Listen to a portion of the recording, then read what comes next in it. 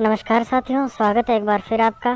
तो इस बार चर्चा करते हैं 15वें वित्त आयोग के मुख्य तथ्यों के बारे में, यानी कि facts about 15th finance commission. इसका गठन हुआ था 27 नवंबर 2017 को और 15वें वित्त आयोग के अध्यक्ष थे नंद किशोर सिंह। 15वें वित्त आयोग के पूर्णकालिक सदस्य हैं अशोक लाहिड़ी, अजय नारायण झा और अनूप सिंह।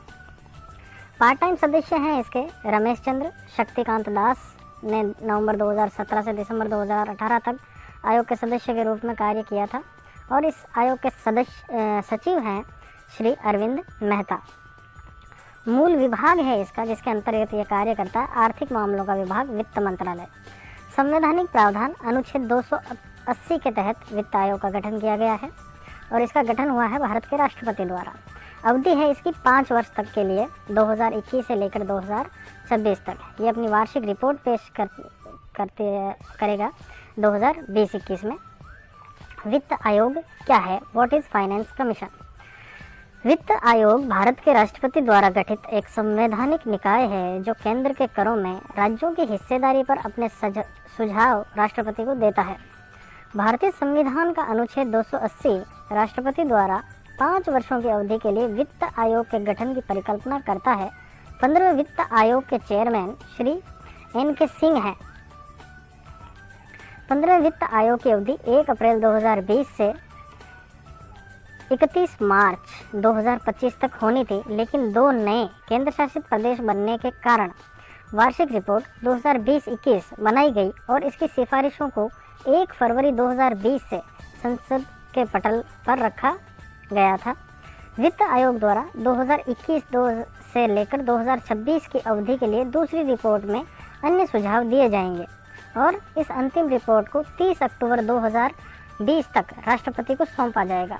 इससे पहले 14वें वित्त आयोग की अध्यक्षता भारतीय रिजर्व बैंक के पूर्व गवर्नर श्री Y.V. रेड्डी ने की थी, जिन्होंने केंद्र के करों में राज्यों को 42% हिस्सा देने की अनुशंसा की थी।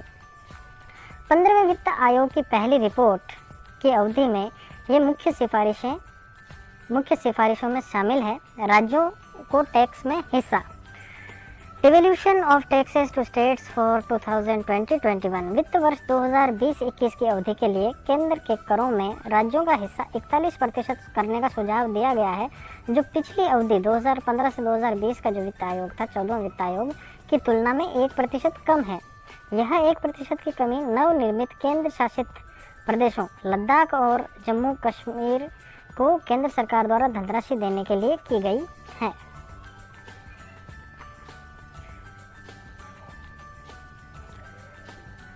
How the booty is divided? Formula that decides a state share. Weight of 15th Finance Commission, weight of 14th Finance Commission, दोनों का तुलनात्मक अध्ययन हम देखते हैं। पॉपुलेशन के हिसाब से एरिया क्या रहेगा, forest and ecology, income distance, demographic performance, tax effort. 17.5% according to 1971 population, 10% by 2011 population. Share, state share in divisional pool.